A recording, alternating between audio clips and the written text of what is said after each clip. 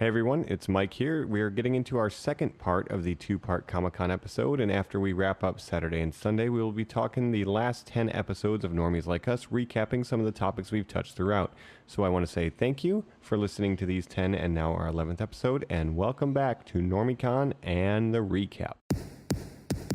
We are here live at 2018 San Diego Comic-Con. Oxygen masks on. Thank you. As a longtime fan of the character and comics in general. Aren't you? Oh, Stanley. And you are a god. Got that right. Let's just go ahead and jump to our next one now. To start Saturday, the first panel there, the biggest one, in my opinion, this is DC trying to really reclaim their reign. We're talking Warner Brothers full panel with Jason Momoa and the Aquaman crew. Supposedly some Wonder Woman 84 news. Patty Jenkins might show a trailer. We might also get a Shazam trailer. I think we'll get a Shazam trailer. But again, none of this really matters prediction-wise, because by the time you listen to this, you're going to know it all. Well, so what do you think? Do you think Aquaman will, one, premiere their trailer with a new release date? Do you think they will blink? Who's playing chicken here? Somebody's walking away from this. Nobody wants that full release date on Christmas. It'll be Bumblebee. Oh, you think so? Universal's made the stand. It does not seem like they're blinking yet. Then no one's going to blink and they're all dummies. Aquaman has moved their European premiere so far. Maybe they'll move it up as well for the domestic. I don't think they can. Like, just on a... You blew it on Justice League. You blew it on Batman vs. Superman. You blew it on... You can't move 3 out of your 5 release dates. That's a bad look, man. I don't think they're going to do that. Yeah, I'm with you. I hope not. That's a bad look. That would look pretty bad. This is kind of the one that I feel the best about DC-wise. James Wan, the master of horror, Saw, Insidious. The pictures all look great, Fast too. and the Furious 7. Fast and the Furious 7, which has the greatest special effects. I mean, they have a guy who is dead in that movie. I mean, come on. True. So, I don't know. We've seen some pictures now released right before the trailer comes out. Again, Normies, you'll have seen it by the time you listen to this. Maybe. I think it looks interesting. I'm in. Like, an adventure tale in the vein of Romancing the Stone is what he said. Yeah, which I'm sold on. And, like, I think it's also important for fans to know a lot of things are divided these days. You're either Marvel, you're DC, you're either original Star Wars or Disney Star Wars. Speaking for myself, I love Marvel and DC. Like, I want DC films to succeed. I want Aquaman to be a good movie. Do you think we're going to get any other DC announcements, though? It truly is seeming like David Sandberg might bring a Shazam trailer as well. We saw just pictures wrapped for up that. production. We got our first look in Entertainment Weekly this past week. I'll say that the colors are popping in it. Like, obviously, they are trying to distance themselves from that dark and gritty get out look. of that Snyderverse. It's No, so man, it's depressing. big. Yeah. Is what Shazam is. Mhm. It's big, the superhero movie, and I couldn't be more excited about that. I want my superheroes to make me feel bad. Like, like, life is already dark. Why do they... Are we going to get a Batman movie ever?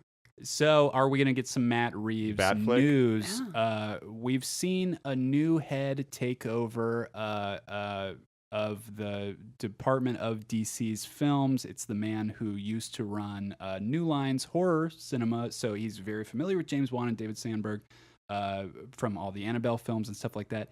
He has come out and say that he is not a fan of slates. So they're probably not going to be tipping too much of their pre-production hand plans. Now, that's a little hard, and I see you making some faces, Joe, as a fan, to sort of get excited for the future. Well, not even as a fan, but just as, like, someone who understands how movies work. You're not a fan of slates, meaning you're not confident in anything you're you doing. have no faith in your production schedule, because unfortunately. even Marvel movies or Disney movies or Sony movie, I mean, any movie, when a studio knows they're going to make a movie and they know when it's going to come out, it'll say untitled so-and-so movie. I mean, it's a business first and foremost. Oh, absolutely. And you know when they're speaking going to of be what released. we're talking about today, CinemaCon, which is something where cinema purveyors and theater owners all attend in Las Vegas, is where a lot of these slates are typically put out by production studios because they have to let theater owners know what's going to be coming to their theaters, let people start figuring out what the advertising budgets, things like that are going to be. So And to it's worth say you're noting not that- going to do that. Yeah, and it's worth noting that that was a couple months ago, and DC did not update. No. Sony Pictures did. They showed a new Into the Spider-Verse trailer. You know, Marvel had their movies there. I mean, it's a business first and foremost. You have to let people know when things are coming out. To say that you're not a fan of slates is just saying like, we're not really confident in anything we're doing. Yeah, unfortunately not. Aquaman coming soon. Maybe. Aquaman coming soon. Wonder Woman news there. So be on the lookout, folks. For the rest of that day, on Saturday, we're seeing a lot of the DC TV shows. We're going to get a Black Lightning panel with the cast there, Krypton, the sci-fi Superman show, The Gifted, which is, of course, Marvel's X-Men TV show on Fox, then the CW verse, which is Supergirl, Arrow, and, of course, The Flash. Yeah, and we can kind of just add all of Sunday's major panels into that as well, because they're mostly CW shows as well. We have Supernatural, Riverdale, stuff like that's all going to be on Sunday. And these DC TV shows is really their shining star, right? We give a Oh, lot yeah. of problem. There's a lot of problems with the movies, but the CW stuff, the Flash, and all that is really strong. So this is what people I think are excited about. People are saying that they water it down too much. They make it too much for a soap opera market. I think they know what they're making it for. They know what the audience of the CW is. There's a lot of races, a lot of different genders, a lot of different It's diverse sexualities. programming. There is an incredible amount of diversity in these. And of course, Stephen Amell is going to be there, the star of Arrow. He's going to be touting the big crossover. Also- that happens once a year. You see these DC shows come together. We're seeing Batwoman. That's the big thing he's pushing this year. Oh wow, that's great. Yeah, which is their first acknowledgement of Gotham's superheroes. We've seen Gotham be mentioned before, and obviously Superman has appeared on Supergirl, so Yeah. Metropolis is a thing. But Colin, if we're jumping into Gotham superheroes, Batwoman is the first one. Yeah, that's who I think gonna of when I reference? think of Gotham. Is she going to fall in love with Supergirl's sister? Interesting, yeah, because both Carol Kane's cops. character They're is, both, of course, lesbians. lesbian.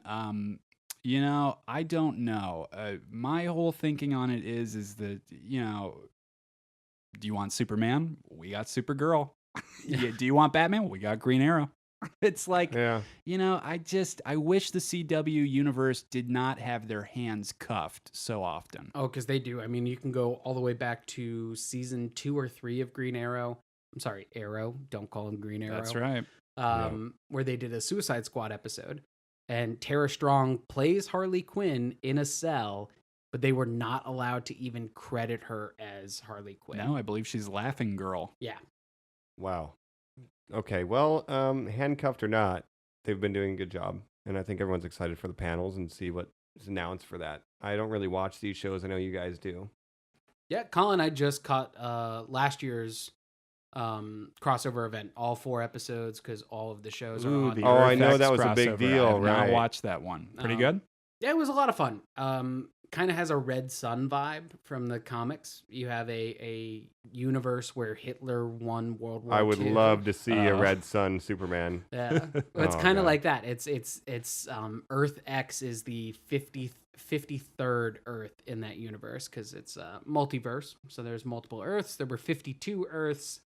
Sneak Attack, there's 53. It's Okay. just such a dark world. You'd never want to travel there. So it's We didn't just even talk Earth about it. X. And Hitler won. And Supergirl is basically like Superman Red Sun over there. So, I mean, it was Okay. a fun event, like 4 episodes. That's where you had the Flash wedding and the Arrow wedding as well. How do you up that, though? Like, how do you, I mean, I know you're adding Batwoman. Yeah, by bringing in the Gotham universe. I know that the showrunners themselves want to start releasing these films as films. Cut the episodes together, make it a movie, release it on the CW app, CW Seed, something like that. I don't know. I think the direction that they're heading's great. It's a lot to balance, of course, because every season I have to sit down and say, well, I don't know who that Legends of Tomorrow character is who's joining up, but I think they do a good job of explaining it in universe. They do. And, I think it's worth noting that right now we're about to see the drop of the DC app.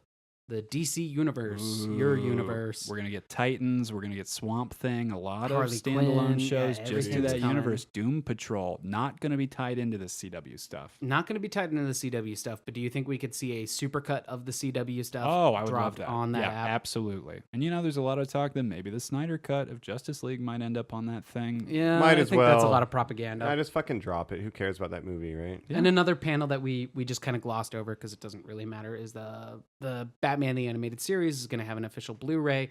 That entire series is going to be on this app, which is the reason I'm going to get. Oh, the that's app. great. Interesting.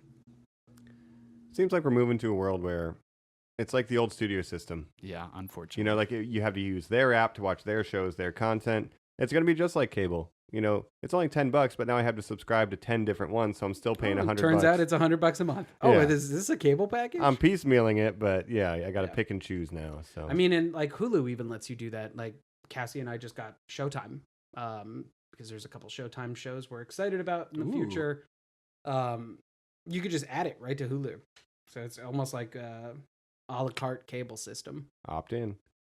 Well, hey, let's wrap up this last segment with the last night's production.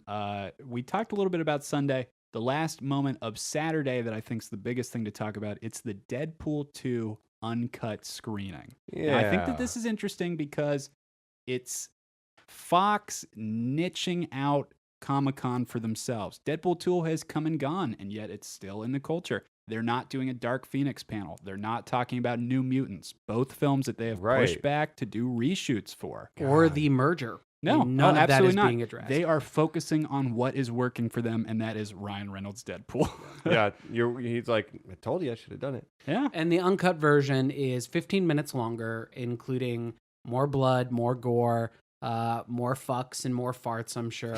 Yeah. Stuff that was not featured in the theatrical release. Colin, any predictions on like bigger stuff that we might see as comic book fans? So in this that is what I 15? want to mention to you, Joe. I don't know if you saw this. One of the deleted scenes is listed as chess game with Omega Red.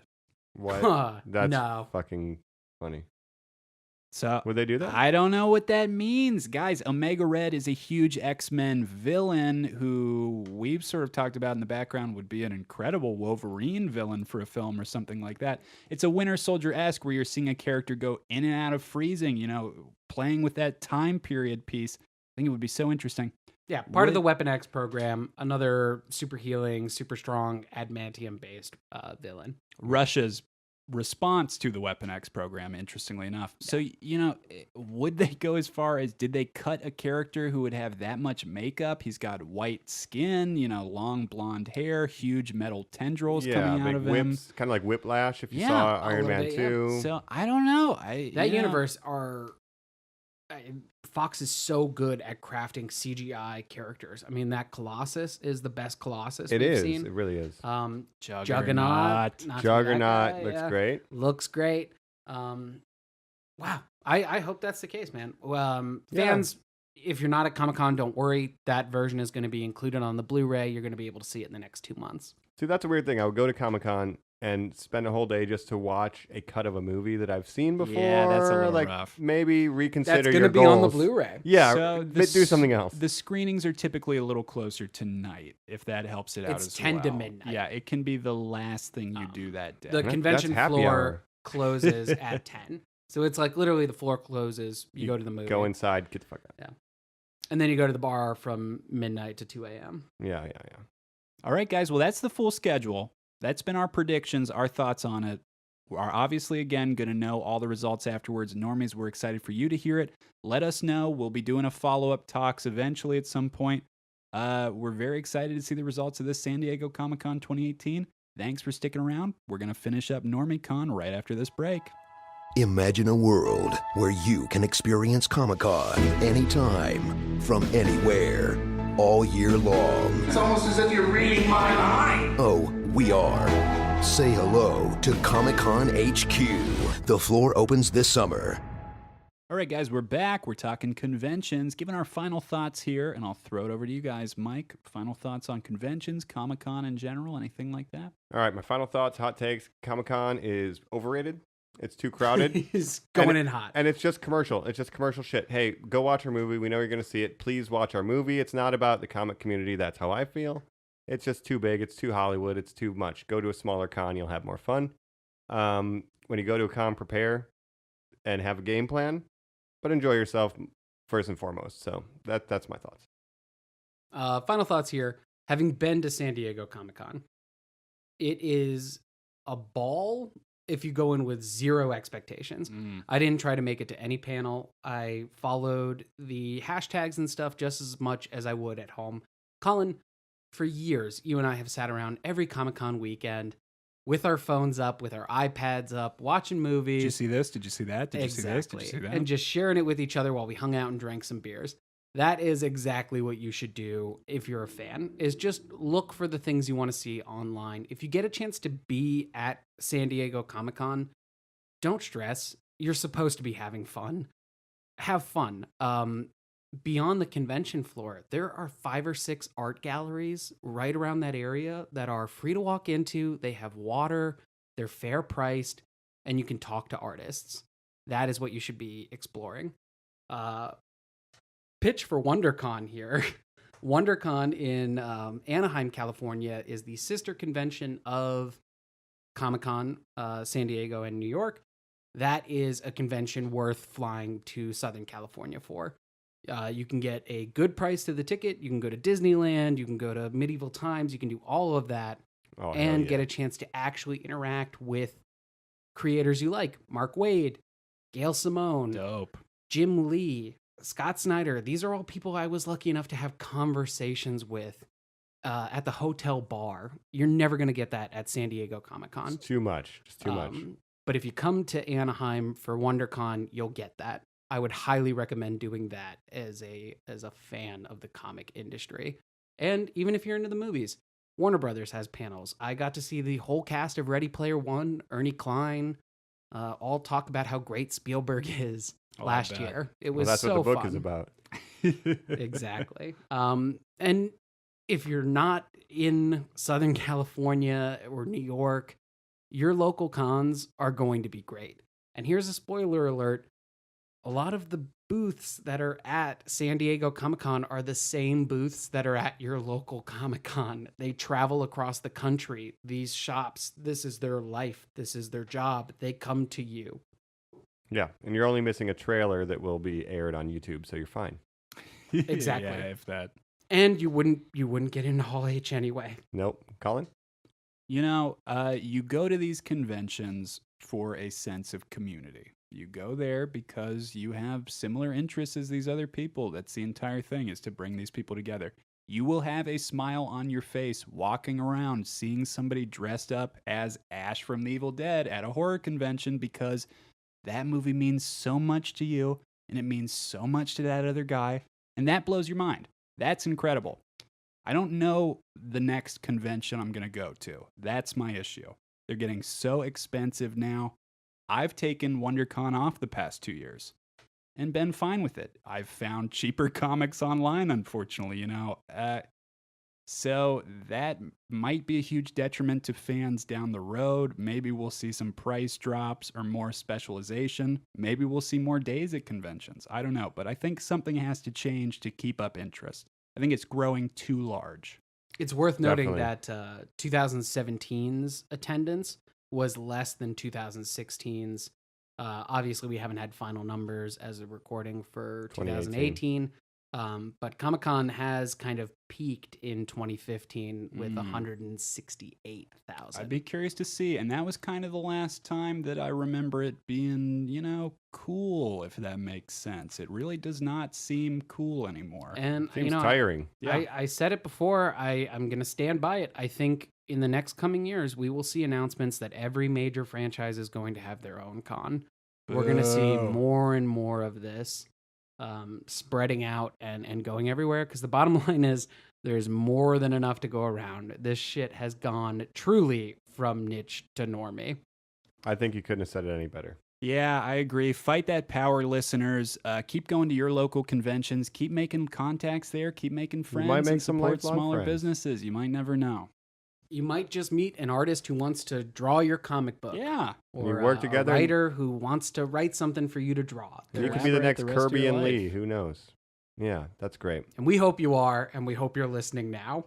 Yeah, keep the dream alive. Go to the cons. I'll probably go to a Star Trek con next. Do you think that'll be your next one? I've never been to one. I WonderCon? think it would be fun. Maybe catch WonderCon with you guys. I mean, I go to WonderCon every year. And you're gonna keep it up. Oh yeah. I mean, until it gets bad. unless it changes. Right now, for the whole weekend is $75 a ticket. It's the week it is that you buy tickets is the week that you get your tax refund. Oh, smart. So it is a good time for a con. It's spring break usually. It was easy for me to take work off because we already had some days there for Easter break or whatever.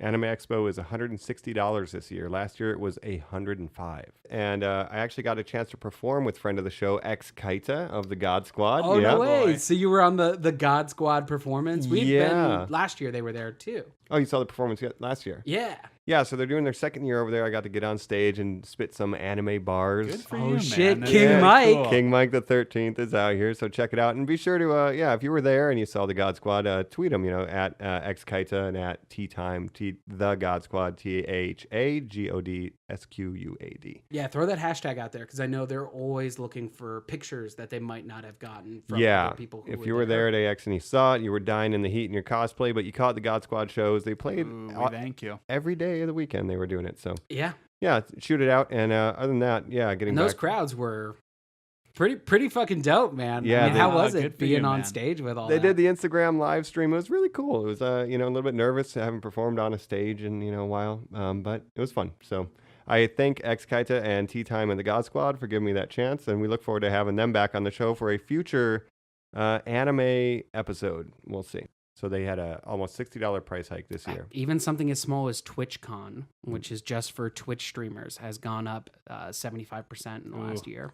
So be cautious, listeners. Make sure you get your value. Make sure you know what you're in for. Like I said, keep your expectations tempered. And in the meantime, there's plenty of good cons with great people in your area, even if you're not in Southern California. So check it out and just engage with that community. If you love something, it's fun to be around other people who love it. And we appreciate you listening to us talking about those And such that's things. been cons. Absolutely. Thank you for listening. Thank you for standing in lines, beating the heat. We don't have any exclusives to offer you. We apologize about that. But follow along on our social media. Reach out to us on Twitter, Instagram as well. Yep. And this has been Mike. Joe. This is Colin. And thank you for joining us on the first ever NormieCon panel 2018. Catch you later, Normies. Heyo. Hey Normies, this is Mike here. Right now we're going to do a little special segment. It's going to be a wrap up now that this is our 10th/11th episode. We want to just touch back on some of the topics we talked about, some of the hit or shit, some of the stuff that we were predicting. Now we've seen some of these films, such as the new Jurassic Park. I've gotten my hands on the new Dark Souls series. There's some big Marvel news, Star Wars news. So we're just going to recap that and see where we're at after 10 episodes. And we appreciate you listening. So here we go with a very special segment, a conversation about our past. So, we're out here. Ayo, bad boys. Ayo, bad boys. It's We out been- here. Hey, Normies. Hey, it's Mike. Joe. It's Colin. And here we are recapping kind of where we've come from. It's now been 10/11 episodes. This is the part 2 of the Comic-Con episode. We really appreciate you listening. We still have not figured out if you're the Normies or if we're the Normies, as Jacob's always asking. Everybody's the Normies. Yeah, We're especially all the the last Normies, episode. baby. Yeah, we weren't until Comic-Con, and now we all are. Yeah. So yeah, let's just touch on some of these topics that we talked about. Obviously, the first episode was generalities, but the second episode was on Star Wars. So there has been some Star Wars news. They're kind of putting things on hold as far as the other films in the light of how Solo performed. Yeah, so this kind of ties into the Star Wars generalities episode and the Solo episode. Standalone films, stories are on hold, man. How do you guys Yeah. feel about that? It's punishment. A lot of fans of Obi-Wan getting his own series were kind of bit by not going to the Han Solo That's film. what you get, man. I'm Yeah, so mad. unfortunately. If you're gonna support, but if you're not gonna support, you Well, can't I don't think you boycott. have to, though. You don't have to, no. No one's But you obligated, can't- yeah. You can't boycott a series and then be mad when they say, "Oh, we're gonna put it on hold and figure out what people want." Yeah, by the way, guys, it didn't work, and we're all saying, well, no, half of it did. Yeah. Oh, but we want Obi-Wan. Yeah, I didn't mean it, right? Yeah. I mean, it's really like, we bit the hand that feeds, and here's where we are. Yeah, I'm really upset though because I said it on the Solo episode. I was hesitant, but I wanted to do well so that I could get the Obi-Wan Ewan McGregor film. There is Darth Maul in it. Like there's meat on the bone for Obi-Wan and Darth Maul to have a showdown. I know they did that in Rebels, but now it's on hold. And Yeah, we don't know if Einenreich's getting his own film. We don't know if the so. James Mangold announced Boba Boba Fett Fett film is going. But did you see the forward. quote from him No, where he was please. like, don't take so much stock in rumors. Like just because they say things are on Well, hold and doesn't Kathleen Kennedy has necessarily kind mean- of come out and said that as well. Yeah. So Well, because we're so reactionary. Like the internet exists, and the second something's announced, everyone's got an opinion on it, and that's kind of, maybe everyone's reacting. Do you think that them saying things on hold was a way to be like, oh no, come back, Star Wars? Like, do you think that that's what so they you're saying wanted to from build us? up the fans? Yeah. Kind of be yeah, maybe they're just trying to be like, oh, how many writers do we have left? How many do we fire? Yeah, No. I don't know. I think the main thing is they're going to step away from summer releases. They'll go back to They need to. Christmas. Which is Solo was the only one not Yeah. released the weekend before Christmas. Every other Star Wars film since Force Awakens has been. But if they do these story ones, the numbered ones, like Episode 9, that's how it worked. You're saying with the other one, I can't remember where Rogue One fit. Rogue in. One was Rogue One Christmas. was a It Christmas was a release Christmas. as So well. can Yeah. they do in every other a main one, a spin-off, a main one, a spin-off? I think that was. It takes about 2 years to do the main ones. But here's Yeah. the problem. That'd be though. the approach. I mean, are there main ones after Episode 9? I don't know. Fucking probably. But Daisy Ridley has said no. That Rey is done after 9 for a long time. Well, Okay. they make money. There'll be more. Yes, I mean that's fair to say, but at the same time, we're gonna have to adjust at some point to not getting an episode every other. Well, we never did. We Yeah. waited years to get the prequels.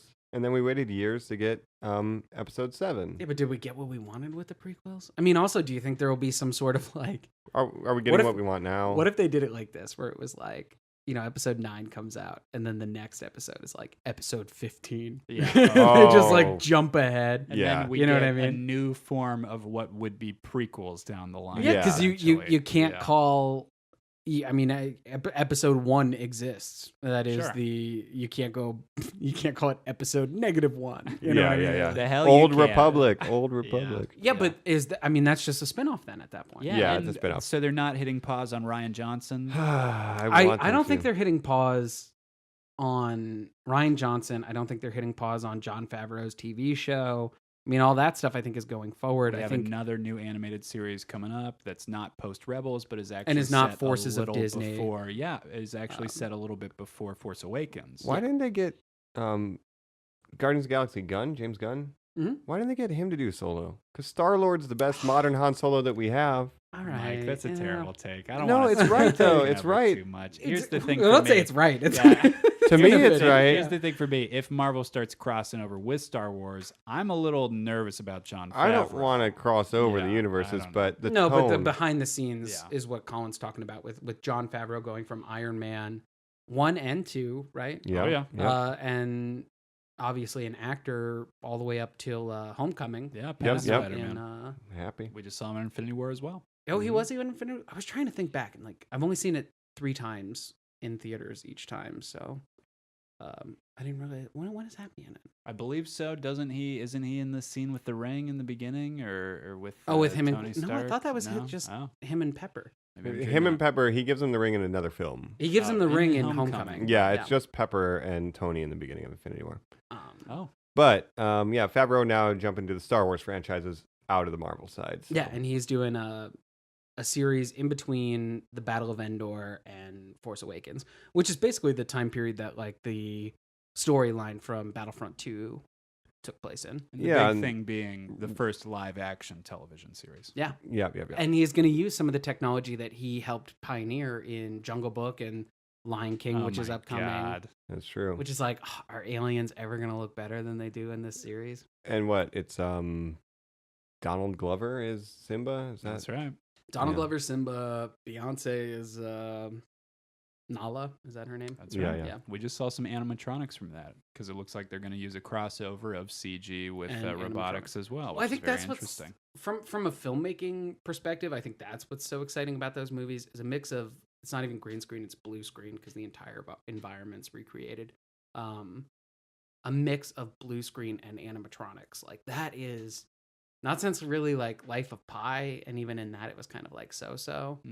Mixing animatronics and blue screen technology. That's pretty cool. Well, how about this? The last thing for Star Wars, Yes. just to wrap up for our listeners, since we've started this podcast, is Last Jedi's on Netflix. Have you guys given it another watch? We know how you feel about it, Mike. I haven't given another watch, but I will. I'm going to be rewatching the entire series again to really Ooh, give there myself you go. context. Yeah. The entire series from episode 1? Episode 1. Like everything? Oh, okay. I might skip Rogue One. To give yourself context, now, are you saying to see if it's kind of actually the Luke Skywalker you feel it should be in The Last Jedi? Or just how it really does fit into the overarching themes. Okay. And like, because obviously the prequels have a lot of problems, right? Who are kidding, you know? So yeah, I just want to give myself more context, catch up, and reassess my feelings, because I do want to have the Last Jedi debate, but I want to at least give it its proper second viewing, proper We assessment. appreciate the due diligence. Would it only be your second viewing? You only saw it once in theaters? Saw it once in theaters Oh because I my was very God. upset. All right, Joe, have you rewatched it? I have not, because I'm saving it. Like when I watch stuff on Netflix, a lot of the times it's just background noise while I'm doing other shit. Of course. I don't want to do that with my first home viewing of Last Jedi. And I did the same thing with Force Awakens, where I had it on Blu-ray, bought it on Blu-ray, and I don't think I watched it for like 3 months afterwards, just because I really want time to like, oh, I'm going to sit down and I'm going to watch this and I'm going to, you know, really enjoy it.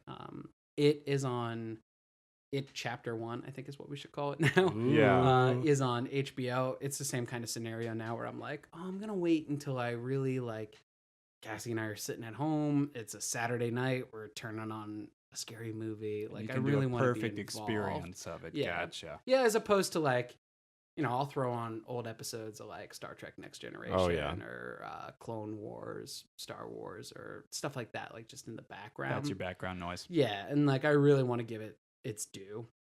That's how I feel about Last Jedi as well. That's why. Yeah. Well, I'll Colin? say I've rewatched it twice now since it's been on Netflix. I did a group watch with some friends, and I did a solo, just a background noise. Here's what I've discovered about it. I'm a staunch defender. A lot of people say the most boring stuff is the casino. That's pretty early on, or, you know, leading up to it.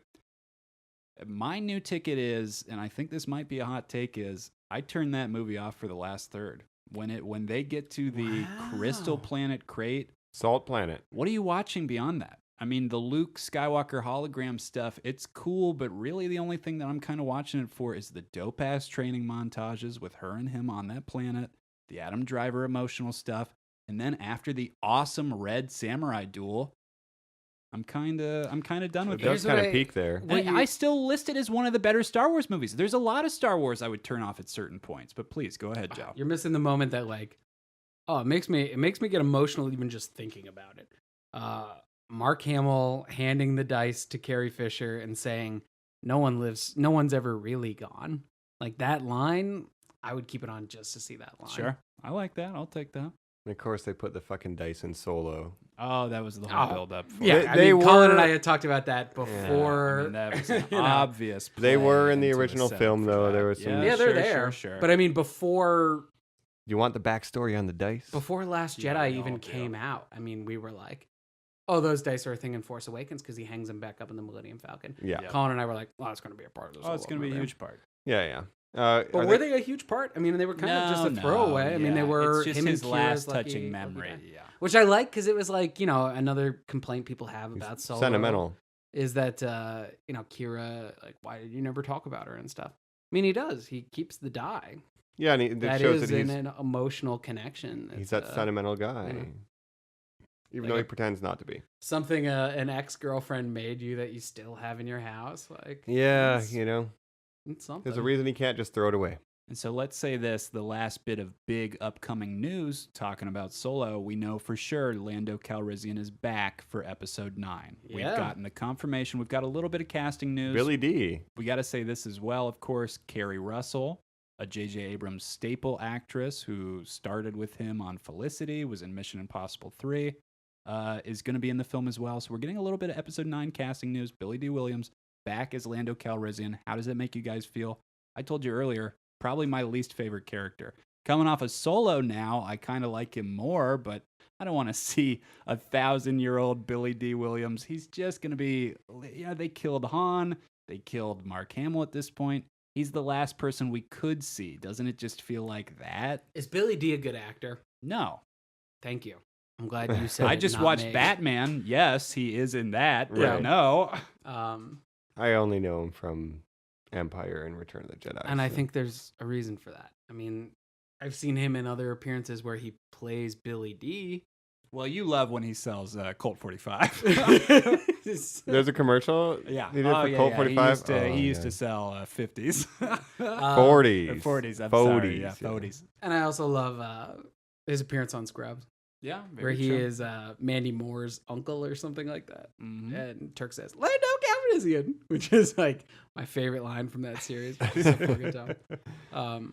Well, But not one of my favorite Star Wars characters. One of your favorite Star Wars characters? What? We're going to see the cape love develop more? Or he's going to say something We're not about gonna see how he anything used to develop, have a big-assed robot that he was in love with? Yeah. I think his first line, I saw another podcast pose this question of what do you think his first line in episode 9 will be?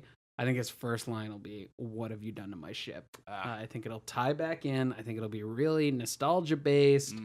I think I'll he'll make want to be this a resistance leader. I'll make this prediction exactly those last lines in Last Jedi where they start saying things like, we'll reach out to our help in the Outer Rim, our scattered allies. Maybe Lando's been out there doing that. Yeah. Yeah, I mean, gathering the we saw forces, him, leading the charge. Come back into popularity in terms of the universe, not even like, the zeitgeist, but just like in universe, he became a good guy again. But is it stolen valor? Don't we just like him because of Donald Glover's performance?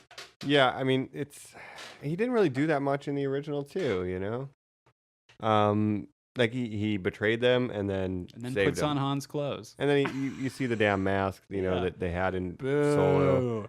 He should have gotten that later. Anyway, It doesn't make any sense. what I think what they could do is some bullshit where it's like, I knew your grandfather. I knew Darth Vader. He wasn't a good man. That's what I'm scared You could of. talk to Kylo. Any interaction that he would have with any other With original Kylo characters or new specifically. characters is just a minefield for me. Because he worked for Darth anyway. what I would like to see is fucking Kylo Ren just obliterate him. Oh my god. I would love for him. Yes, let the past die. It's the whole fucking point of the new franchise. And then he I would takes the love- cape. Yeah. I would love for him to be like, "I knew your dad," and him just be like, "Fuck you for even mentioning I my just dad." can't even That's imagine. true. I just can't. I want to see a noble death. I want to see the Admiral Akbar fucking super fans who didn't exist until the Last Jedi. Oh, well, because he's a meme. Yeah. Akbar's a meme. I love memes. it's Well, all a and people joke. were like, he just died off screen. Yeah. I'm really upset. You didn't give two Wah. My fucks. favorite That's the whole fucking character. bit, Oh, yeah. the squid is. Oh yeah, Who had From 3 Planet lines. Calamari. trap. Mon Yeah. Calamari. Mon Mon Calamari. Calamari. Whatever. It's fucking bullshit that they would even like Get argue upset about that he's that. a great character. Oh I would my love God. to see the death that fans act like they wanted for him given to Lando. I would love to see like a brutal, like him being like, "I was at your fucking space christening. Like I changed your space diapers. Like Yeah. I'm your Uncle Lando. Your dad was a good man. You're a bad boy. You're in timeout." And then Yeah. just like fucking slice him up. You know what I mean? Because Something super otherwise, brutal. all we'll have is Chewie. And then he can just be like, Chewie and R2 and C3PO. Yeah. Right, but otherwise, the actress who plays Leia is It's gone. done, so We'll what do you do see with how her? That's played out. Yeah, they could no do it in idea the there. crawl. They could honestly do it in the crawl. And of That's course, such a Leia fucking died in her shit sleep. Leia. Cop-out. If Cop-out. that Yeah. just scrolled by, I would lose My hope mind. is that there are scenes that they filmed for Last Jedi that are not featured in anything else that they can repurpose. Where in the crawl it can say, Leia is on Coruscant rallying the troops for the Resistance. you will not be seeing her. Yeah. If it just said that, or you will see her in one wide Didn't- shot at the end. Didn't Coruscant get blown up by Starkiller Base? Was it? I can't remember I if it was can't one of the remember. Coruscant blew up all the not Federation, that's Star Trek, but all the Starfleet protocols. the said Republic planets. It right? did, yeah. So Well, it Coruscant. blew up a system. I don't know if Which- was Coruscant one Coruscant of the is planets in the because system. everyone's standing on the balcony and Hey, how about this though? Anyway. Does Carrie Russell look exactly like she would play Rey's mom? Yeah, she sure does. I hope she's not, but she sure does. So the role, Mara the Jade? casting call supposedly was for heavy battle experience combat roles, things like that. Mm-hmm. What does that mean? Who knows? Who knows? She's going to be an ally character. She's a new character like Haldo, Do you Laura guys- Dern's. Do you guys trust J.J. Abrams to finish something? Ooh, Could be the first time he interesting did. Question, yeah. Oh, was that an offensive? No, I'm Did not. you guys? I watched I never Lost. I love you, J.J. Abrams. but I didn't finish Lost. Did you finish Lost? I did, and I was very Okay. upset. Okay, interesting. I was very hurt. I don't care about Lost. Yeah. 100. I don't care about Heroes. Oh, there's two. That's double- two He did nothing with misses. Heroes. no, but like those are the two TV shows that people love to group together. Sure. Being a Last Jedi hater, I'm rather not have Rain Johnson doing it.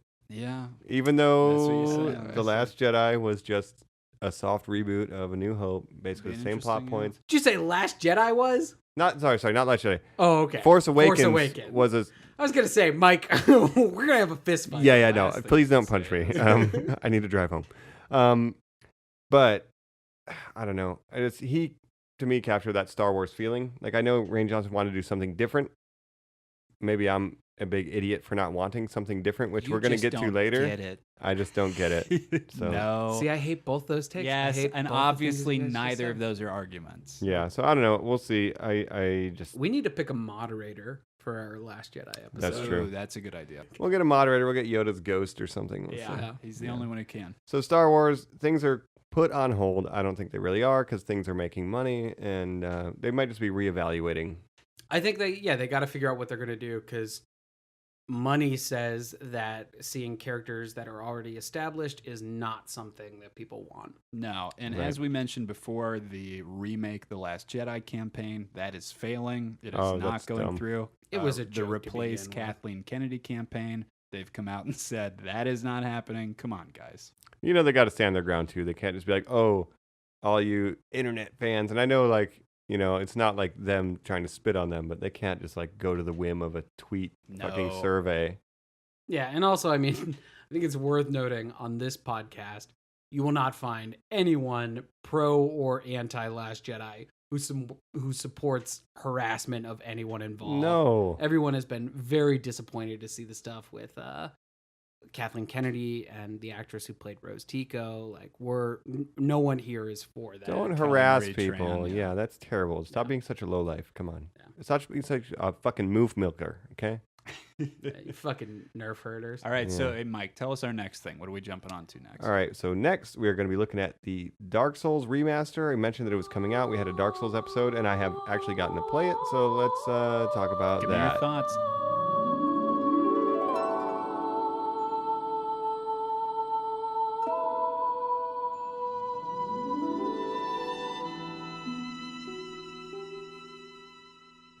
So I finally got a chance to get my hands on the Dark Souls remaster. I know, Colin, you're a little bummed that it's still not out for the Nintendo Switch. Yeah, so here's the issue. It dropped on Steam, it dropped on Xbox, it dropped on PlayStation. They were holding it back on Nintendo Switch. They were saying it wasn't ready yet. Everybody thought when it dropped, we would at least get a release date or something. We have not seen that yet. Even through E3, there was no Nothing. release date. There was no Nothing. mention of it.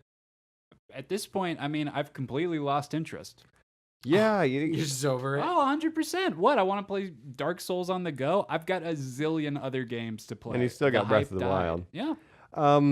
Yeah, that's a big thing. They missed the hype train because the one thing I really enjoyed about playing the remaster on PS4 is the community is back. You know, I was getting invaded. I was invading people. It was like very active. There's a lot of players online. You can help people beat bosses. It's just there's more people there. I like that. But that is already starting to die off. Mm. Like the initial excitement is dying off, and then Nintendo Switch, obviously they're not going to be on the same server, but they're like missing that. Did you change up your tactic at all, or are you rolling the same type Yeah, of did you have character? a little fun? Oh, yeah. So this time I built a pure strength build. So I am only putting points in strength, and I just have a giant club. Yeah. So that's kind of what Colin did in his run. Yeah. I mean, when I played it for the first time, I was playing a strength build. Yeah, and it's just my whole point is how few hits can I take out a boss? So Damn. I'm like 5 to 6 hits. I put just enough intelligence to infuse my weapon. Great magic weapon adds 200 AR attack rating, and I can kill most bosses in less than 10 hits. It means I have no shield and I need to dodge good. So I can kill them quickly, but they can also kill me easily. So as long as I'm dodging, though, most of them go down. Ornstein and Smo, the 2v1 boss fight, was still a half day. I took the day off work. I remember And like, that, yeah. oh my God.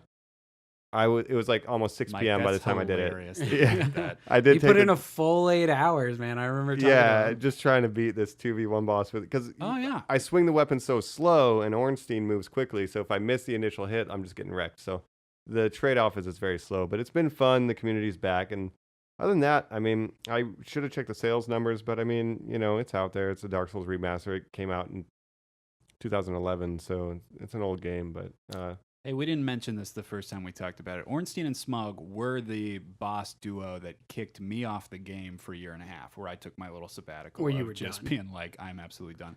Is Yeah. that the hardest boss for you, Mike, as a guy who plays every one of these games? Still, yeah, absolutely. the right? hardest boss for me, period. Honestly, I'm feeling like Sister Frayed and Ariandel and the Dark Souls 3 DLC is harder for me. But the It's so game ramped up. change in that exactly. The fact that you're going through phase changes a lot more like that has 3 Bloodborne, phases. Exactly. It's a little different. You get the phase changes with Ornstein and Smug as well, in that one. you kill one of them, the other gets amped up. But boy, I just remember thinking, this is motherfucking unfair. In Dark Souls 1, definitely doing this run through, I knew Yeah. that like once I defeated them, You were prepared the for hardest it. part was done. Mhm. Like everything else has been nothing but It's a butter. cakewalk. Yeah. Even like Artorias in the DLC, notoriously tough. Beat him in like 2 or 3 tries, hit him 5 times, you know. But And the remake bundle comes with all the original DLC. comes with for all the Dark DLC. Souls There was 1. only one Very cool. DLC, but you get that. And I mean, it looks good. It runs at 60 frames, so you do have a little bit more data to time your rolls. Yeah. PC players have been playing at 60 frames, so whatever. But for a console player, it's been fun. And that's really all I have to say about the remaster. It's just fun to have a community back And good luck, Nintendo. playing the classic. Yeah. I mean, it's one of those things where like I enjoyed it when we played it the first time around. But in the Pokemon episode, we had talked about wanting to buy a Switch based off of some of the new games coming there. I mean, when I get my Switch eventually, maybe I'll get it if it's out then. If it's out. Yeah, might not even. It'll be cheaper then, though. It not coming out was kind of a huge detriment to like, because I was really considering buying a Switch, and then that announcement came and went, and I was kind of like, whatever.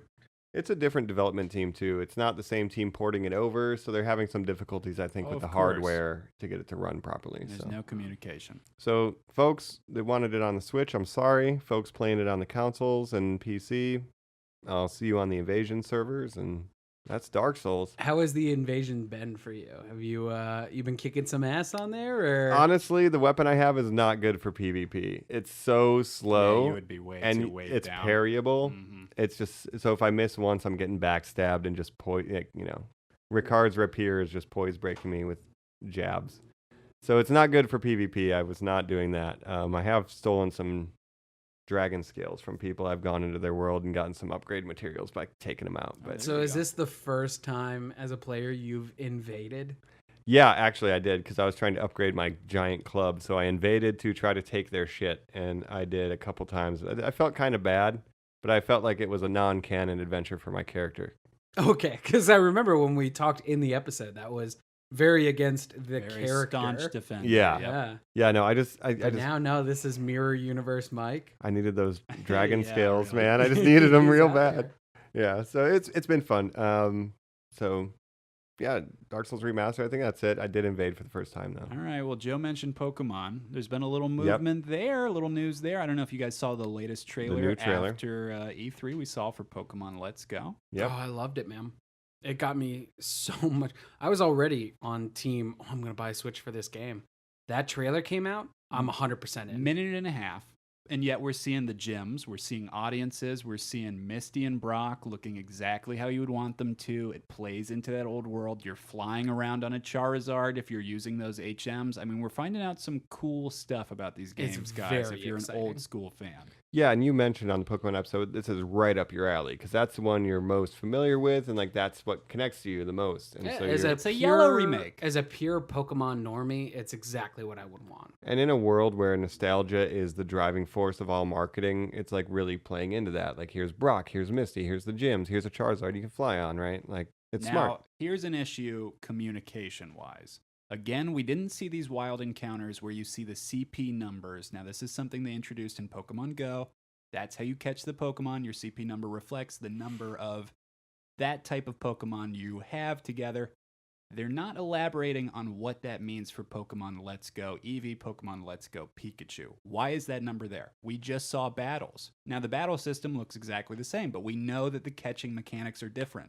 There is no wild battle element. Like Pokemon Go, it's just throwing the Pokeballs to catch them. That's where we're getting that Pokemon peripheral to purchase as well. Yeah. Which, Joe, you mentioned before. Oh, we'd be lucky if that thing was under $40. You were right on the money. They announced it's $60. That's Wow. exactly what Yeah, I that's said. exactly it would what you cost. said. That's it would fucking I'm a bullshit. fucking profit. Yeah, no, that's too much. I'm not surprised by that at all. But I do hope, and I was talking to a friend at work, that they think there might be some still kind of like on the fence about the mechanics of wild battles, and that might be a thing. That they're just not still. showing it because they have not figured out what they want to do. Which yet I think even. might be the truth. I mean, I think there might be a little bit of like, oh, maybe there'll be a bonus and you can just do the Pokemon Go style catch if you buy that peripheral. But otherwise, they might do wild seen battles. The reception kind of be a little cold, so I could definitely believe what you're saying. Yeah. And I think, like as a company, there's something to be said. I mean, we talked about it a little bit with Star Wars here. Like, it's the internet age, man. Like, people will react to what you put out there. And I think sometimes that's good, sometimes that's bad. In this case, I hope that leads to better gameplay before it comes out. Oh, I mean, we definitely saw that with reactions to Fallout 76, something we talked about in the Bethesda episode. Yep.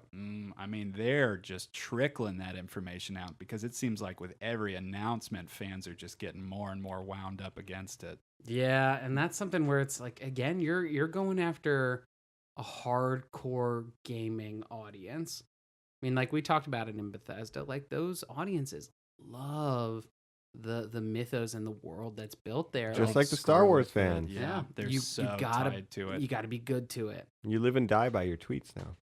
You really do. I mean, Yeah. it's serious, especially for companies. I mean, look at Star Wars. Like, oh, you didn't like Solo? Okay, well, we're not gonna waste $100 million on making an Obi-Wan movie if we don't know you're gonna love it. Yeah. Well, here's a negative reaction to Pokemon as well. I want to get your guys' take on it. In these Let's Go games, when you're going around for picking up wild Pokemon, you're in the tall grass, exactly as we've seen before. In the past games, it's been rustling, or you've seen a black shadowy figure so that you don't know what Pokemon it is. In this one, the Pokemon just stand there. You know exactly what Pokemon you're walking around seeing, what one you're going for, exactly like Pokemon Go. A lot of the fans are not liking this. Now, to me, that's realistic. I would know what I was looking at. It's not like I'm going to get confused by the tall grass, but how do you guys feel about this? I love it in that how many times in your first 20 minutes of playing through a Gen 1 Pokemon game, red, blue, yellow, the re-release of green, any of those, did you spend time like, oh, it's another fucking Weedle. I have 30 Weedles. Of you know course, what I mean? Like, I but don't now want you're that hitting this anymore. criticism. It's for babies. They're making it easier. Oh, okay. Well, then I'm a baby. I'm a baby who likes to just enjoy the things that I enjoy without having my time wasted. Yeah, that's a good point. Not having your time wasted, because as adults who play games and have jobs and responsibilities, I got 20 minutes. it's Yeah. yeah, And I'm right? going to waste that 20 minutes catching fucking Weedles? Weedles? Weevils, and yeah. being No, real thanks. mad about it. Yeah, like it's respectful of my time, if nothing else, to give me that feature. And I really appreciate a game if it's respectful of my time. I hate games that force me to grind just because, that's what they require of me. Like, you don't make a longer game by having to pad it out. So that shows me as a concession that is respectful of me as a gamer. Ooh, as a Dark Souls fan saying he hates games that make him grind. You don't have to, though. You can beat the whole game level 1 if you're good enough. Absolutely. It's all about your skill. Get You good. don't Get have to good. grind. You can just take somebody's dragon skills and make your weapon stronger. You know, it's becoming more and more obvious that this Pokemon game is just a test model for that core series game that they're still announcing coming out in 2019. But I still think that's a good direction to be going. I'm enjoying a lot of what I'm seeing. So if this is the prototype, keep working. And as someone who hasn't played in a long time, if I enjoy this game, that gives me more reason to jump into a new game. You'll be hooked. Yeah. Especially. I mean, like, and for a casual fan going from 151 Pokemon to 900 something after they announce the next generation, that's huge. Yeah, and like you were just saying, you know, it's somebody who maybe grew up with the original Red and Blue, maybe Silver, and then they got out of it, because that's what happened to me. I played X and Y. You want to get them back in the nostalgia trip, so you use all those elements. Here's Pokemon and characters you're familiar with. It's a little bit easier, so you don't have to spend so much time searching for which one you want to catch. So you're giving accessibility concessions to bring them back into the fandom, and then when the new game comes out, they're now on board. Look, you say accessibility. This is a prototype console for Nintendo, right? I mean, this is something that they want to hook as a AAA type feature to get people playing their systems. The first Pokemon game on that system is going to be a taste of the past. I mean, it's going to be what you always wanted. I think they're doing that great. Yeah. Oh, they've tricked me. Like, I haven't spent it yet, but you've got my money. I mean, Fry meme. Yeah, exactly. Shut up and take my money. Yeah. I'm going to buy the new Pokemon game, and we've got Super Smash Bros. Coming on that system. Breath of the Wild, I got a taste of, Colin, through your console. But, like, those are all games. I'm going to get a Switch, and there's going to be plenty for me to play right out the gate. All right, well, shifting gears from kind of the Pokemon stuff, you know, you're bitching about Weevil, and that's a bug type, and Ant-Man is a bug type hero. I want to talk about some Marvel stuff. We talked about Infinity War and Captain America. You guys had your episode. I missed you guys, but you did a great job. Oh, we missed you too. We missed you too. Incredible segue there, Mike. Yeah, so hey, you know. Ant-Man and the Wasp is superhero perfection. The year of Marvel Studios continues. See it again and again. I'll be seeing you again. Where? Like, in general. Oh, I thought you were inviting me somewhere. Don't miss Ant-Man and the Wasp. With PG-13. I want to talk about that. Any new Marvel news? Did you guys see Ant-Man 2 and the Wasp? I did see it. I saw it as well. I've not seen it yet. And this is, in 10 years, the longest I've gone without seeing a Marvel movie. Wow, Yeah. wow. You were on vacation, we should say. Yeah, That's right. You're out I of was town. out of town. I was visiting family. I haven't had a chance to get to the theater yet. He was on house arrest like Scott Lang. Exactly. I'm excited to get there, but I just haven't had a chance yet. Here's the big thing for us and our listeners. We can confirm and say, and obviously a little bit of spoiler alert here, but it does tie into Infinity War. It does. You know, you see a very nice post-cred scene pay out. You know, a lot of people had so many questions about what is the timeline of this? Where does this go? Where does it fit in? You get those answers, and that's exciting to me. Yeah, and I hope, Joe, you don't mind. We're going to be talking spoilers as we discuss this. I mean, you kind of have to.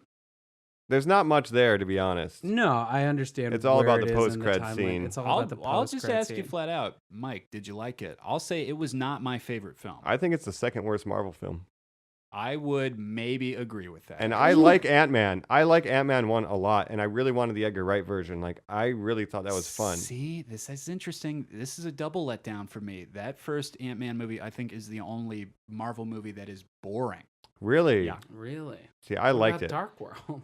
Well, You Dark think World Dark World's has some incredible cinematography, and just the fact And bleached that, eyebrows. you know, I mean, you know, Ant-Man has such fun characters. Michael Pena, of course, very fun, very Louise. interesting as the character Louise. He's a little extra in this one, Yeah, I feel. Well, because he did well in the first one, so. of But course Double you're gonna down. for die the to Dark death. World, you can just hold on to Loki the entire time. I mean, he steals that. It's a midnight run buddy cop feature, essentially, with a prisoner and the prison guard, right? I mean, you know, there's just something tangible there for me, anyways. Ant-Man and the Wasp, it just felt like every scene was a setup for the next scene. You know, there's no through line.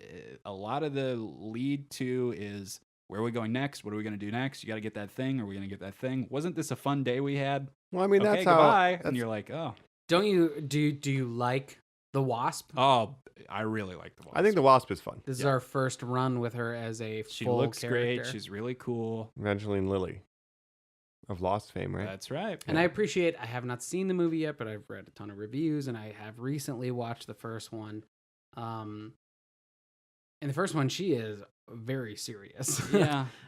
She's she like is. Bryce Dallas Howard in Jurassic World. Yeah. You know, unfortunately, And I appreciate that in the second one they've upped that or kind of let go of that a little bit and let her have a little more fun. Thor was very serious too Oh, early yeah. on, and they eased off on him. So I think that's well, and I appreciate that. Like, it's a fun universe. Let her have fun. Yeah, unfortunately, in my opinion, Scott Lang gets to have a lot more fun, and since the dichotomy of their relationship would be the goofy one versus the serious one, play into that absolutely, but a lot of her burden of this film is also expositional. So when you have that dragging down her that's a character shame. too, it can be a little You would have thought difficult. they would have just given that to Hank Pym. And again, this is like I haven't seen the movie, so it's all inconsequential. I mean, do you mind if we just give you a quick breakdown? Spoil the post-cred scene for me. Like, right. Can we just? I've been waiting for All right. someone to do it. Yeah, we'll hold So off without on that. any spoil the post cred right now, right? Yeah, let's just do Okay. it. Let's just do it. So basically, ends. Scott Lang is in the quantum realm. Makes sense. He's calling back. Hey guys, I'm ready to come back. Hit the button so I can come back. And Just no a one's real there. quick note: he has a super cool jar that was actually developed by Hank Pym collect quantum in particles, the comic right? books to collect quantum particles. so so they we're go that seeing far. a little Oh, bit that's of pretty cool. an That's Easter all the way egg there. back to Strange Adventure Mhm. days. Wow. Yeah, so he's down there collecting the particles. Hey, bring me back up. I'm ready to go. Cut to Dust. His command center, the people who are supposed to bring him back, Wasp, Hank Pym. And he's completely alone. So the last thing that we get is the female Wasp, played by Michelle Pfeiffer. The original Janet Van Dyne says to him, Scott, when you're in there, watch out for time storms, which Yeah. is some sort Okay, of, what is that? MacGuffin or strange Oh no, I'm at the phenomenon. end of Avengers 1 and now I'm here to be a Exactly. founding member. Exactly, that they sort of set up to say, while you're in there, look out for this. They then There's disappear. like a time vortex. Yeah, and it looks a lot like the Dark World, where you're kind of seeing the galaxy or a mirrored, blah, blah, blah. So from inadvertently Doctor you spoiled Strange. another thing for me that I thought would happen. So Hank Pym survives. Hank Ant-Man Pym and the does Wasp. not. Oh, yes. Survives. Yeah, I'm sorry, yes. Yeah. Yeah. Survives the movie and then I see doesn't what you're survive saying. the Yes. snap. Yeah, The the snap. family is destroyed at the end, but the original Wasp and the original Ant-Man do survive the film, yes. Yeah. Yeah. See, I thought for sure that Hank Pym would have died. Another throughout the loss events of these the movie. mentors that I was Marvel's trying to be kind as of been vague as unfortunate possible. about. Yeah, I apologize. But that makes it Yeah. kind of exciting for me to know that he survives. And Sure. that, okay, so it's not going to be as predictable as I further adventures. thought. And now Peyton Reed has said he might even like to see a prequel film about his adventures. I would like that. Ant-Man versus the Commies? Yeah, Yeah, I'd be please 110%. cast somebody awesome. as Bring the young back Ant-Man. fucking Hallie Atwell. There was please. some interesting stuff on Winter that, Soldier, yeah. he could come in. Yeah. Oh, yeah. I mean, like, there's that a bunch could of be a really people cool film. So yeah, basically to not get too specific, to not spoil too much. Because we didn't really talk too much Ant-Man No, no, anyway. No, but I just want to hit the Marvel notes. Yeah. We're not really. I don't know if we'll do an Ant-Man episode, right? No, We could. No, I don't We think could, will, but though, yeah. we'll I mean, see. don't- Tweet never us. say never. Tweet us if you want it. Yeah. But the whole movie seems to exist just to build up to that post-credit scene. The villain is not very engaging, very kind of throwaway. One of the weakest villains in Marvel's Interesting. history. See, I I read feel. the opposite, that the villain was the only thing that was standing out. in the I movie, agree and with to the me, I cast was feel the kind of villain's throwaway. thin. Interesting. But it's an issue of plotting. There's I would cool say. ideas and cool action set pieces using the powers that the villain has. Oh, absolutely, visually stunning. But and like Lawrence Fishburne. Goliath. Don't spoil too much about him. No. But there's thinness. There's just thinness. Like I just wish. We're lucky that he was referenced at all, to be honest. I mean, Oh just in yeah, terms but of an the absolutely MCU. cool take on the. So that's character. it. Yeah, without getting too crazy, Bill. it all builds up to that post-credit scene. How about this? Let's jump to another movie that you said you did not see, Joe, but you don't mind getting spoiled for you. Mike, let's talk Jurassic World Fallen Kingdom. Yeah, let's go to the Read the most- whole plot. Know Yeah, everything. Let's There go you there. Well, then I'm very interested in your take on where this franchise is about to go. So let me say this first. I though. wish it would have, or just right out the gate. Why not jump the shark? Just jump the shark. Man. They almost did. They They almost just did. Do it. Mike, did you like it? All right. I like the second half. Interesting. A lot more than the first I half. only like the first half. Oh my God. So, okay, we're gonna be that's against odds here. opposites. Joe, you read the plot, yes, but if you had to, before going into it, based on the trailers, what would you have guessed was the plot of that film? I would have assumed it is about the island exploding, the dinosaurs getting saved, and then sold off in a sneak attack. You were working for the bad guys. See, all but you're along. even All getting from the that. trailer. I would have just assumed. I can't remember if it had that bad guy stuff. I just thought it was about the cataclysmic event, the volcano itself. 5 minutes, 10 minutes Did you tops watch of the movie. Did you watch all of the TV spots though? I don't know. See, the last set of TV spots literally are like, oh, and Professor Wu's alive, and They do give a lot that's away. Advertising, that is terrible. yeah. The No, I one mean, the thing- advertising is very clear that it's like, oh, you're gonna go to like the taken market of dinosaurs, essentially. Listeners, Which I sucks. mentioned before that I was obsessed with this black raptor, who was, of course, the monster of the movie, sneaking in that little girl's room. So I knew it was going to get somewhere. I just Yeah. figured that they would end up.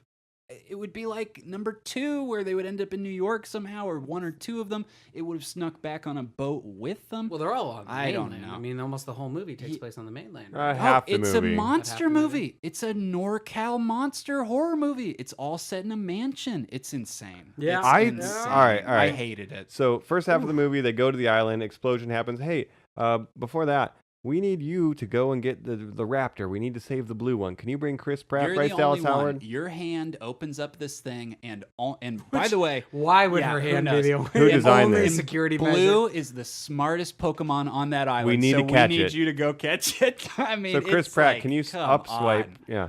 So they get him over there. Only if you pay 99 cents and get me a Master Ball. Yeah, Yeah, only if you so- get my Gulfstream trailer out there again. He's out there. He finds Blue. He's about to pet Blue, and like we're buddies.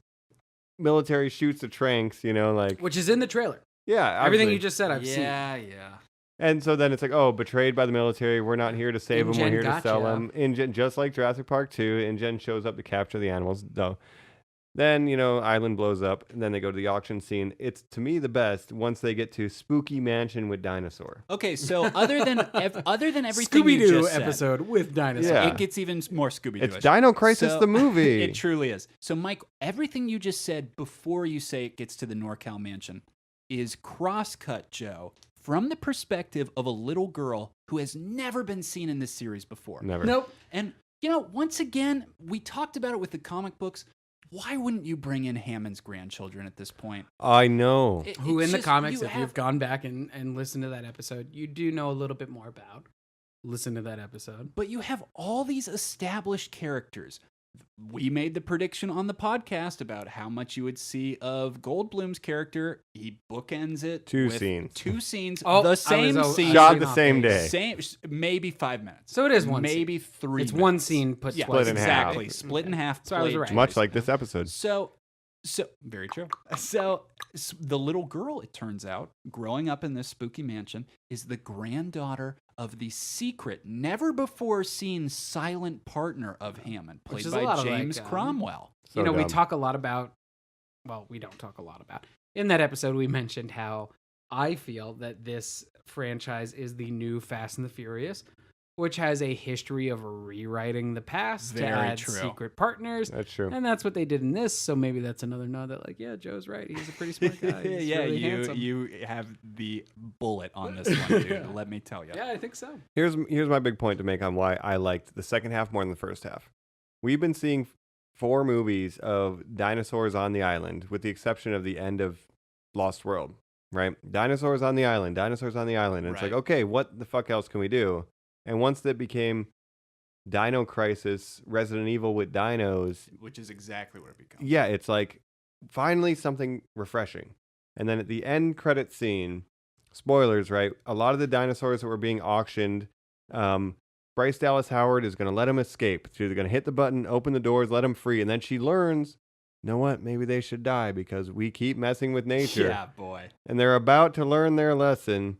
And then the little girl hits the button when no one's looking. And she's made the choice. And so do you know about the little girl? So here's the twist. You've read this twist. She's a clone. So I we love have it. been cross-cutting between this little girl. When we get there, finally the heroes are brought into her story, blah, blah, blah, blah, blah. The silent partner of Hammond lost his daughter back in the day. The reason he has been funding InGen, plays the same character in every fucking movie Every now. movie. Every Every movie movie, now, man. every TV show, has been funding InGen to work on human cloning. We have finally mapped the human genome. We finally have the ability to do this. The bad guy, Rafe Spall, gives a speech. What would this mean for the rest of the world? You know, when we invented nuclear technology, it was such a change. This is the new frontier, blah, blah, blah, blah, blah. What the fuck does this mean for this franchise going forward? First off, in the movie, when the bad guy's explaining to Chris Pratt and all this stuff, he doesn't even have a relationship with this little girl. He just met the granddaughter that day. He doesn't give a shit if she's a clone. And he stops. For the narrative of the movie, it doesn't make any sense to explain it. He gives exposition during a dinosaur attack. Hey, by the way, that girl, she's a fucking clone. It doesn't matter. It doesn't mean anything. Not to They've Chris Pratt. made a super bad dinosaur, the Black Raptor, the Indominus Rex. Is that what they call it? The Black Raptor? No, it's the Indoraptor. You keep saying that? I'm like, what the fuck does that mean? It's the Indoraptor, and it's got a Indominus. super dope yellow stripe on it, which looks Red super eyes. badass. Red eyes, hooked claws. And I'll give it this. Of the monster design, the super dope thing about it is, Joe, the weakness, Camouflage, of course, no, I It doesn't wish. have or that. it would talk. I thought it did. Listeners, Which you think it would. you would the think it T-Rex would. does. And listeners, Indorex. I apologize because remember, I said it would talk. It does not talk. I wish it unfortunately. did. I wish it did. Everyone was like, why the fuck did you think that? No, it totally makes sense. You got us. You got us. The cool part about it is obviously the weakness of all dinosaurs is their small limbs, their small front limbs. It's like a panther. It moves on all four. Its limbs are equally long, so got a it long just arm. skulks around the room like a fucking monster. It looks like it's straight out of those things from what's the Vin Diesel movie Pitch Black? Yeah. Black, yeah, the Looked Pitch Black fucking tight franchise. as hell. And I looked back at the original Jurassic World, and honestly, the Indominus Rex is a cool design, actually. So I think I really like that design. yeah, I think their genetic dinosaurs are cool, and Yeah. it does set a trap. The Indominus Yeah. Raptor, it It's gets very shot smart. by tranquilizers, and it pretends to fall asleep, and then the guy goes in the cage To take its tooth Just out kidding, for I'll no get ya. reason. for some fucking For reason. fucking no reason. But it looks at the fucking camera and smiles at the audience like, I love it. got him. That's my And favorite it's fucking like, moment. Yeah, that to me I was will. peak. I honestly said to the people that I went and saw this with, I predicted that it would talk. I win because it smiles. It smiles I mean, the at the idea camera. that You it count looks that to the as a win, camera yeah. and It moves. winks. It's like it understands what's going on. I don't Whatever, know. I'm fucking No, sick. here's what all right, so I said, this thing is so fucking weird, and Red Letter Media picked this up too on the half in the bag. They Hey, mentioned, shout out Red Letter Media. shout out Red Letter. Go ahead and watch this. They got a guy named Mike on their show too. Yeah. All right. We have one of those. Come on, man. Yeah. Crossover. So Mike from Mike, what do you think? they mentioned he can't tell whether it's super smart or super savage because half the time it's just smashing its face through things, and then the next scene it's like opening a window carefully and being very creepy. Just kidding. Yes. Right? Well, here's how it was made. It was made to feel no emotions. At one point, BD What Wong. the fuck does that mean? It was At made to one feel point- But it no needs a emotion? mother. At one This point, dinosaur, it's sad and has mommy issues. At one It's like, point, Joe, fucking same. BD Wong says it's because it had no mother. Like It's because it its is mommy so didn't But love it. tense. Here's my meta interpretation here. The Indominus Raptor is so fucking smart that it knows it's in a shitty monster movie and it's playing the part. It looks at the camera and says, It I winks. got him. Yep. And then it's like, you want me to be a dumb monster? I'll smash through some stuff. You want me to be creepy? It knows it's in a shitty Hollywood movie. It's as good as I Michael love Myers. how Yeah. we love the Jurassic Park franchise so much that we're willing to forgive anything and everything to just be like, no, they know what they're doing. No. They know they made a bad movie. No, they don't. They The- love it. The raptor itself knows. That's how smart it is. It knows it's in a script. Yeah. So the promise of the end of the film. Yeah. I'm just thinking about the geneticism, the human cloning, and the fact that the last shot of the movie is pterodactyls getting away, almost all of Why? 3. Post-credit scene, they are flying in along. Vegas. Exactly, and they're flying along the What? There's highway. a post-cred scene? So it Is this the truly- first post-cred scene Ever in Jurassic Jurassic Park? franchise? So it truly think has so. become a Jurassic World. Besides the game. Is that what? What is the future? All right. a BD Wong Velociraptor clone hybrid That crossover. talks. That is his son. That he Yeah. will say, "It is my Yeah. child." And Yeah. and he'll come out in a wheelchair because Yeah. it attacked him Uh-huh. and like broke his vertebrae. Oh, and be like, I could see that. It survives. I could see that. I love it. 100%. It's the new Vegas. They're jumping the shark. I think this movie serves as the missing link in evolution of where the series needs to go, right? But look, Jurassic Park is about we shouldn't have made dinosaurs, we shouldn't play God. And then at the end of the movie, Bryce Dallas Howard's gonna release them, and she's like, no, we shouldn't. And then the girl does, and she's like, but they're alive like me. I'm exactly. alive because I'm a clone. Exactly. Does she know she's a clone? She She has knows, learned 'cause by the that guy point, so explains she's it. making the Okay. point I that knew all I knew things she deserve was a to clone. exist. I They didn't might know be she knew clones that. and not supposed to be here, but I'm not supposed And to be she here is either. terrible. Let me just tell you. Yeah. She looked terrible. So she lets them out. They almost learn their lesson. I was like, finally, Jurassic Park is going to learn. Dinosaurs are bad. No. Nope. Do you think we'll see a Muldoon raptor clone in the next movie as the Well, villain? I don't know. Never. You're saying this. Here's my pitch to you guys now. Was there a toy line when we were kids that crossed species that was like raptors with 4 arms or anything like that? I remember Or, some like, crazy Some ones. of them had the Todd like platings or McFarlane something. Monster toys. Oh, I know what you're thinking. The what's the one with the super hard skull?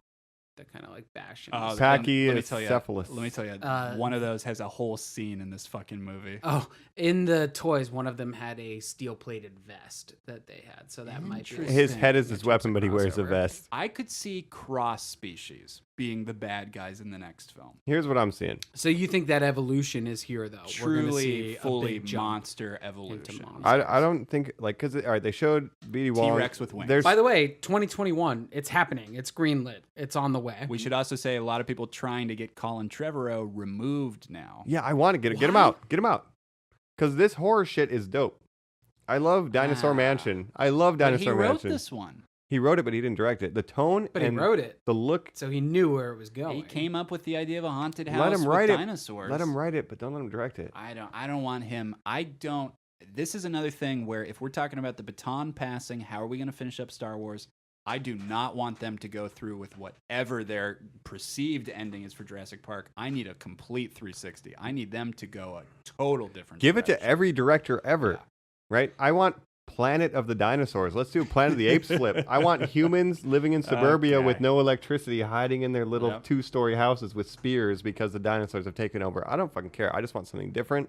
This set up something different, and that's it. I'm stoked that there's no more island. They blew up the island literally. They blew no it up. more, It's done. no more dinosaurs on the island. Let's just be different. And at least the end half of this was different, and that's what it fucking needed because it's just been the same 4 movies. Yeah, Puerto Rico doesn't. Well, have that's because power, it but was they have supposed to be dinosaurs. one movie and it made a bunch of money, and now it's 5 movies. Right. And also, quick note: the iRaptor and the iRex, is that like a comment on Apple marketing? Right? Like, is it subtle or is it not? Terrible. Anyway. I love Dinosaur Mansion. I want more. And that's my thoughts on it. I do not. I was very let down. I don't know. I wanted the monster to be calculating. I wanted it to down, man. It's your fault for having high hopes in the first place. Yeah, for a B movie franchise at best. It And was not you know, crazy enough was my problem. I wanted it to be even dumber. Like even dumber. And Do the dumbest shit you can. just own it. Just fucking own it. And they didn't. Like like what if it didn't smash through shit? What if it was like really smart, like examining the glass and like, where's the ladder? Like, it's like, it solves a math problem. yeah, like outthinking. Who knows, It's right? a beautiful mind meets Jurassic Park. He gets a full scholarship to Harvard. Look, What if he solves world hunger because he's the smartest creature ever But made? we don't appreciate him because he's a monster. look, Damn, it's not going to stop Frankenstein. though. It's not going to stop though. Universal reaches the $1 billion club with this film as well. Wow. You know, 2021, it's yeah. happening. Jurassic World 3. So we have 3 studios: Universal, Warner Brothers, and Disney. Exactly. Basically, yeah. Well, I mean, more or less. Sony's about to give up. Sony's in the process of giving up. Yeah. They just make refrigerators. Who wants to TVs, pay the and most video for games. Venom? Yeah. We own it. Who wants to pay for Come it? on. If you don't stop us, we'll make a spin-off of every villain we got. Do you want a Black Cat movie? Well, here you go. You're getting fucking Jared Leto as Morbius because you didn't Shaking buy my us head. fast You enough. are getting Mobius. It feels like we're getting punished. Yeah, it does. Getting a Jared Leto Morbius movie feels like we're getting punished for Disney not buying Sony. I like movies that get made because they have to get made. Those are the best ones. Yeah. Because they're obligated, right? I love the ones that happen every 3 years because if they don't, they lose their rights. Yeah, it's Yep, because of yep. renewal. Oh, God. What the hell are you? We are Venom.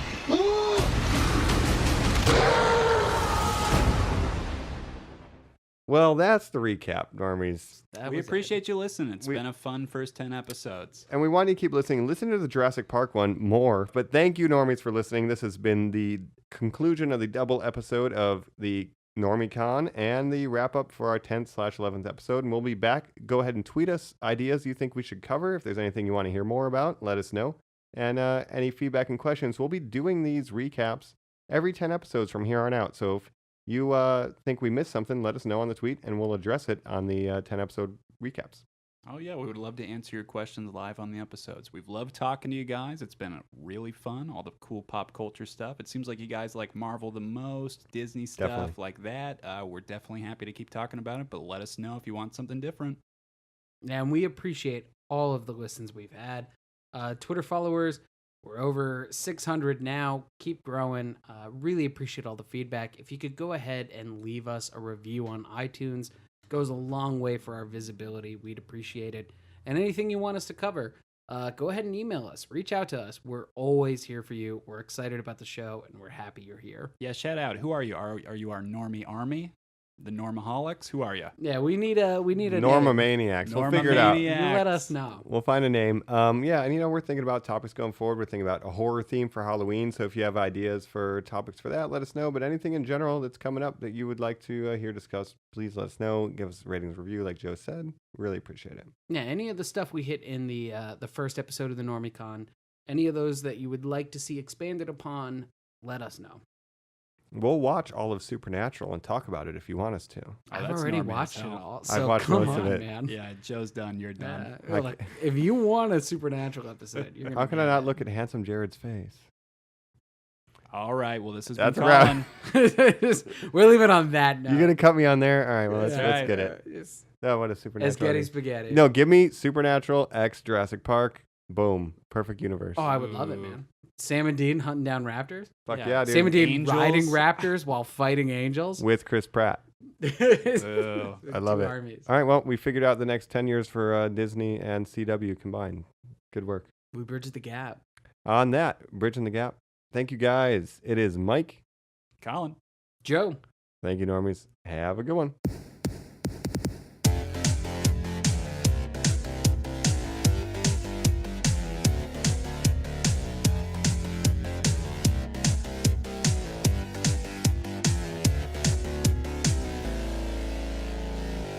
Ew.